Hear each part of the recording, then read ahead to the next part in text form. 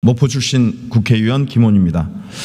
민족의 대명절 추석을 앞두고 있지만 별로 즐겁지가 않습니다. 지난해 폐업 신고를 한 개인, 법인 사업자가 100만 명에 육박할 정도로 민생 위기가 점점 심각해지고 있기 때문입니다. 코로나19 이후 내수가 회복되지 않은 상황에서 소상공인에 대한 과감한 지원이 필요한 시점입니다. 한덕수 총리님 나와주십시오.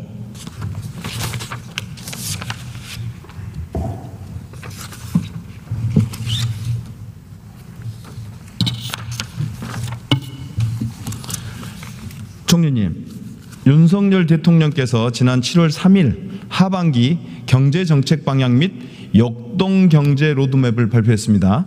어떤 내용인가요? 네, 여러 가지 경제 매크로 정책이 있습니다만 그 중에 하나의 중요한 정책은 소상공인 자영업자 대책이었습니다. 어떤 내용이었죠?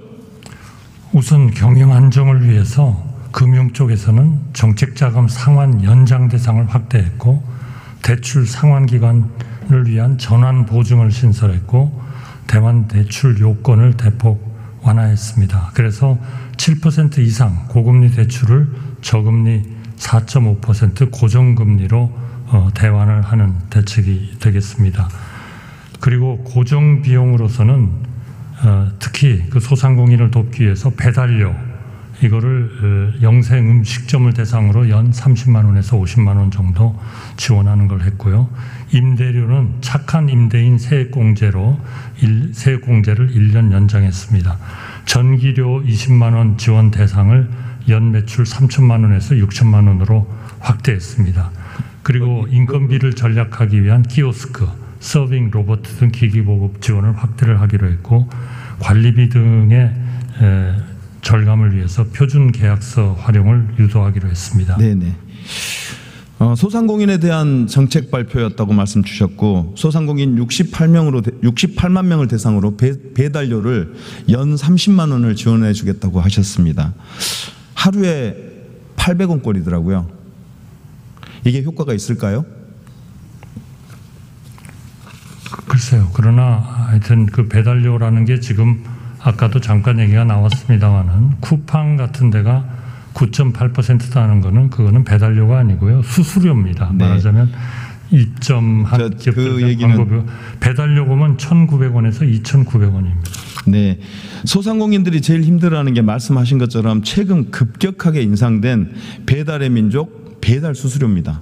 얼마가 방금 말씀하신 것처럼 6.8%에서 9.8%로 인상하면서, 그건 수수료고요. 예, 배달 수수료. 배달 요금은 1,900원에서 2,900원. 자, 들어보십시오. 배달 수수료를 결국은 소상공인들이 부담하는 겁니다. 배달의 민족에다 제공을 하는 겁니다. 그래서 결국은 소상공인들의 부담이에요. 그래서 매출 연 1억 원을 기준으로 하면 변경 전에 58만 6천 원의 배달 수수료를 부담했던 것이 변경 후에 81만 6천 원으로 월 25만 원이 인상됩니다. 약 44%라는 엄청난 상승폭입니다. 여기에 어플 광고 수수료나 페민페이 수수료까지 포함하면 매출의 15%를 배민에게 들어간다고 합니다. 너무 과한 거 아닙니까?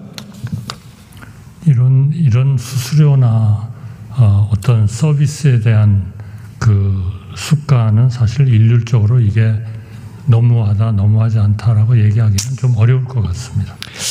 그 이른바 윤석열 정부의 배달 어플에 대한 정책 기조가 뭐죠? 글쎄요, 배달에 대해서 배달 비용이 드는 것에 대해서는 좀 지원을 한다. 그리고 일반적으로 이 소상공인 그리고 자영업자에 대해서 좀 근본적인 그러한 대책을 같이 촉구한다 하는 것입니다. 예를 들면 성장업종 중심으로 해서 최대 2천만 원까지 네, 재창업 사업화 지원금을 하고. 그러니까 기조를 물었습니다. 그럼 구체적인 정책을 묻는 게 아니고요. 자, 제가 종합해 보면 윤석열 정부는 소상공인들 이 배달 어플 문제에 대해서는 자율 규제에 맡기는 것 같습니다. 배달의 민족과 소상공인들이 알아서 해결해라, 이런 정책인 것 같은데, 소상공인들의 배달 수수료가 월 부담이 25만 원이 늘어났어요. 이 문제에 대해서 윤석열 정부가 방치하고 있다는 느낌인데, 윤석열 정부의 자유를 핑계 삼아서 독점적 시장 지배자인 배달의 민족의 횡포를 애써 외면하고 있는 거 아닌가요? 네, 의원님 뭐 너무나 잘 아시겠습니다만 이런 영세 음식점이 연간 얼마 정도를 이런 배달료로 쓰느냐 하는 거를 계산을 해보니까 30만 원에서 50만 원 정도면은 그래도 조금 지원을 해주는 그런 부분이 됩니다. 그러니까 큰 음식점은 아니겠죠. 그러니까 월 800원이에요. 일 800원이에요. 하루 800원. 그런데, 그게 무슨 도움이 되겠습니까? 아니 그런데 그런 영세 음식점이 연간 쓰는 그런 배달료가 의원님 걱정하시는 것처럼 그렇게 크지는 않더라. 그건 제가요. 네, 잠깐만요. 기재부 장관으로 하여금 좀 부탁을 설명을 드리도록 하겠습니다. 윤석열 정부에서는 애써 이런 자율 규제에 맡긴다고 하면서 방치하고 있는데요. 박근혜 정부 때도 영세 소상공인들의 가장 큰 부담이었던 신용카드 요금이 아니라 신용카드 수수료를 지속적으로 인하했습니다. 정부가 앞장섰습니다. 김대중 정부 당시에 경제수석이었고 노무현 대통령 당시에 총리를 지내셨으니까 잘 알고 계시리라 믿습니다. 이명박 정부 시절 어떻게 인하했죠? 저는 그 정책은요, 그거는 자율에 맡길 건 맡기고 정부가 도와야 할 건 뭐냐, 이 영세 음식점 소상공인 자영업자들의 어려움을 해결하기 위해서 재정이 그분들을 지원해야 되는 겁니다. 그러니까 그분들이 쓰고 있는 수수료를 지원하기 위해서 그 사람들을 불러가지고 깎아라 올려라 내려라 하는 거는 시장경제 원칙에 좀 안 맞지 않나 싶습니다. 이명박 정부 시절에는 연매출 2억 미만의 사업자의 카드 수수료를 1.8에서 1.5로 인하해 줬고요. 박근혜 정부 때는 1.5에서 0.8로 약 50%를 인하해 줬습니다. 그러면서 당시 소상공인들에게 큰 도움을 주어서 민생 경제를 살려냈습니다. 신용카드 수수료 인하와 배달 수수료 인하는 사실상 비슷한 효과를 내는 정책입니다.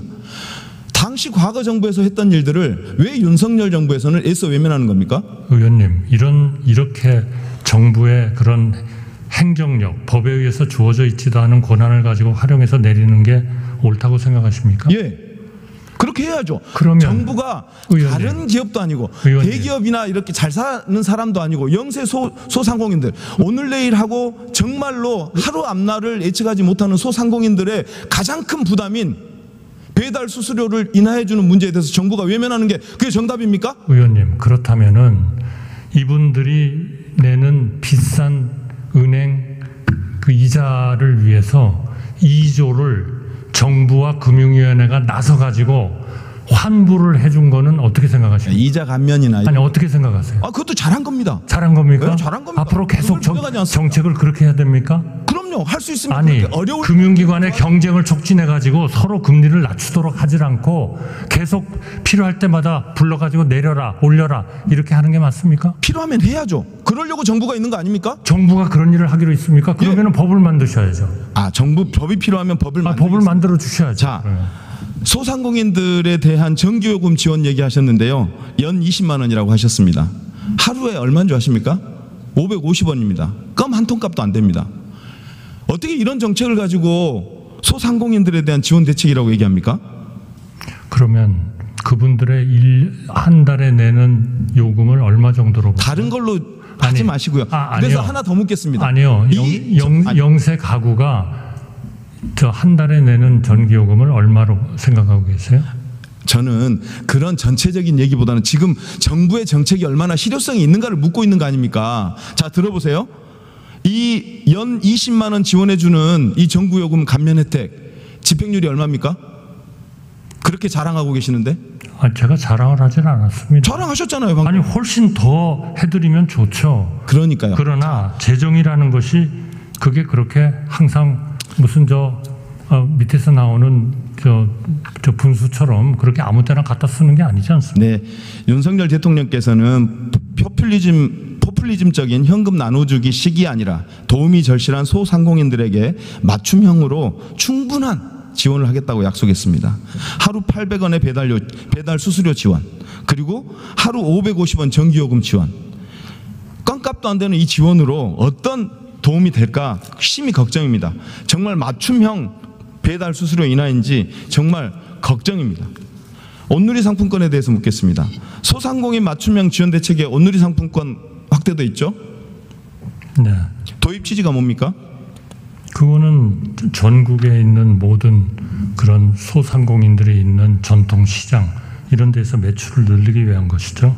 네, 온누리 상품권은 적극 확대하고 권장하면서 정책 목표도 갖고 이미 더 많은 국민이 쓰고 있고 효과도 더 큰 지역사랑 상품권 예산은 편성하지 않았습니다. 그 이유가 뭡니까? 그거는 아까 경제부총리께서 자세히 설명하셨기 때문에 필요하시다면 경제부총리로 설명드리도록. 그 설명은 제가 아까 들었는데요. 그러면 그 반대 논리를 한번 물어보겠습니다. 윤석열 대통령이 가장 신뢰하는 이상민 행안부 장관께서 계시는 행정안전부가 23년에 발행한 지역사랑 상품권 정책의 효과 분석 및 발전 방향 보고서를 본 적 있나요? 없으시죠? 얘기를 많이 들었습니다. 네. 거기에 보고서에 따르면 지역사랑 상품권 공급액 비율이 1% 증가하면 적용 대상 업종 평균 매출액이 8.33% 증가합니다. 그리고 상품권 공급액 비율이 1% 증가할 때 적용 업종 평균 종사자 수가 2.10% 증가했습니다. 고용이 약 6명 늘어난 셈입니다. 매출액 증가 정도는 주유소, 슈퍼마켓이 23%, 음식용품점들이 22% 증가했습니다. 이용자 만족도는 매우 높습니다.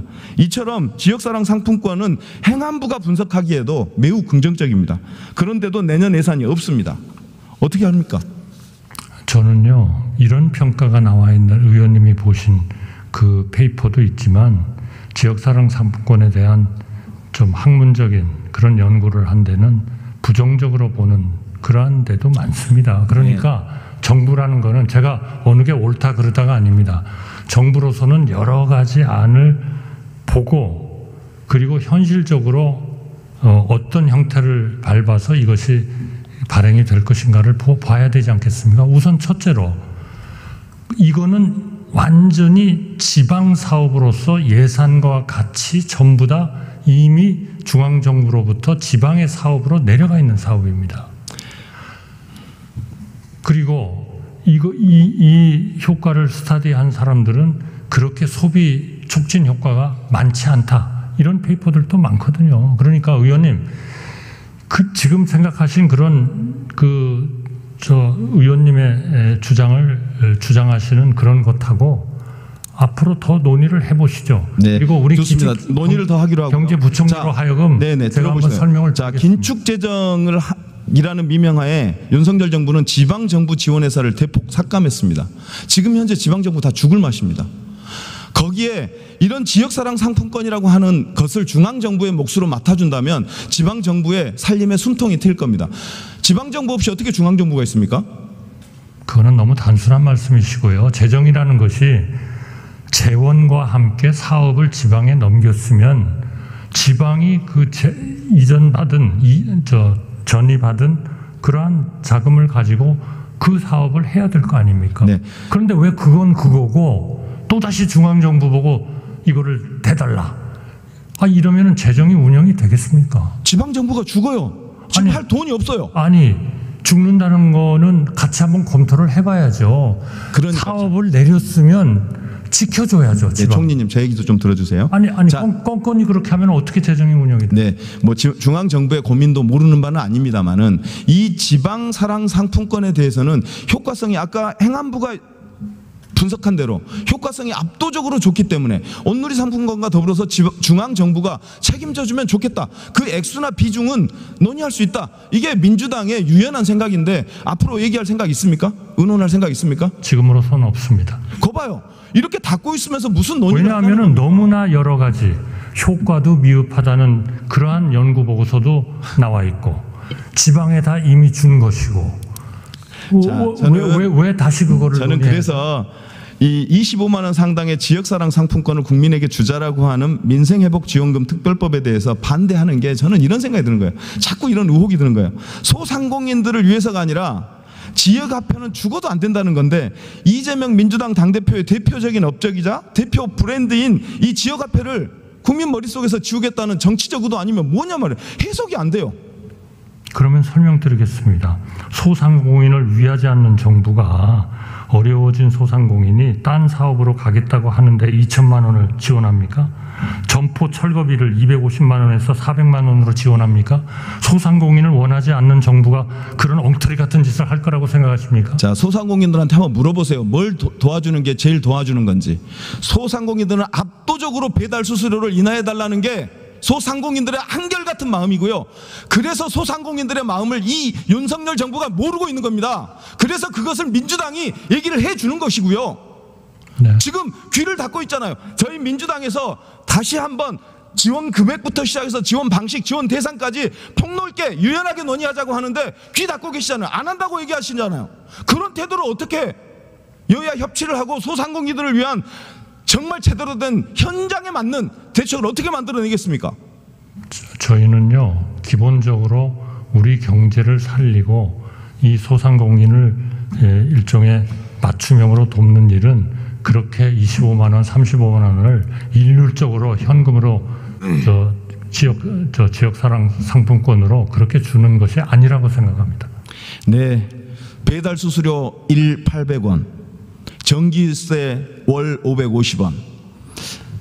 이것으로 소상공인들의 현재적 위기가 극복될지 정말 윤석열 정부는 다시 한번 생각해 주기를 부탁합니다. 총리님, 윤석열 대통령이 이겨내야 될 상대는 이재명 대표가 아니라 민생 경제 위기에 처한 이 민생 위기, 경제 위기를 극복하기 위한 이것을 이겨내기 위해서 윤석열 정부가 모든 힘을 동원해야 되는데 당연한 말씀. 소상공인들을 위해서라면 이재명 대표하고도 손을 잡아야 되는 거 아닙니까? 왜 한결같이 귀를 닫고 있는 거예요?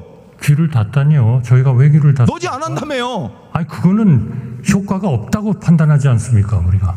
효과가 있다는 아니 그러한 페이퍼들이 효과가 안 좋다는 기재부의 주장도 있지만 효과성이 매우 높다라고 하는 윤석열 정부의 행정안전부의 보고서도 있어요. 그러니까 그럼 그 둘을 놓고 그러니까 공개적으로 공평하게 열린 마음으로 논의를 해야지. 그렇게 귀를 닫으면 어떡합니까? 아니 그러니까 이런 효과도 있고 소상공인들을 효과가 위한 없는 마음을 것도 있으면 조금이라도 가져주세요. 아니 효과가 있는 것도 있고 없는 것도 있다면 그거는 지방이 알아서 하시라 이겁니다.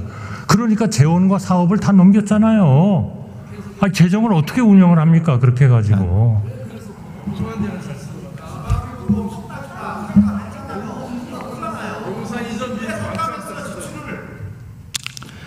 저 낭비하는 돈은 수밖에 없고 왜 삭감했어요 그러면? 반말하지 마세요. 나가서 얘기해요. 지금 그래요. 나가서 얘기할게요. 그렇게 존댓말 쓰세요. 자, 총리님, 소상공인 지원은 이 정도로 하고요. 대왕고래, 우리 윤석열 대통령께서 띄워올린 에드벌룬 대왕고래에 대해서 잠깐만 얘기하겠습니다. 제가 5가지의 거짓말을 준비해 왔는데 시간이 없어서 네 번째, 5번째 거짓말만 한번 짚어보겠습니다. 산업부는 15년 동안 동해 지역을 탐사한 세계적인 기업 우드사이드가 사업을 포기한 이유가 합병이라고 그랬습니다. 아니, 합병을 위한 자산 구조 조정 때문이라고 그랬는데요. 본 의원실이 입수한 우리 보좌관들이 열심히 찾아낸 자료에 따르면 석유공사가 태평양에 보낸 법률 자문 의뢰서하고 석유공사가 연례 보고서를 냈는데 거기에 보면 명백하게 산업부와 석유공사는 우드사이드가 사업성이 없어서 떠난다는 것을 알고 있었습니다. 명백한 거짓말입니다.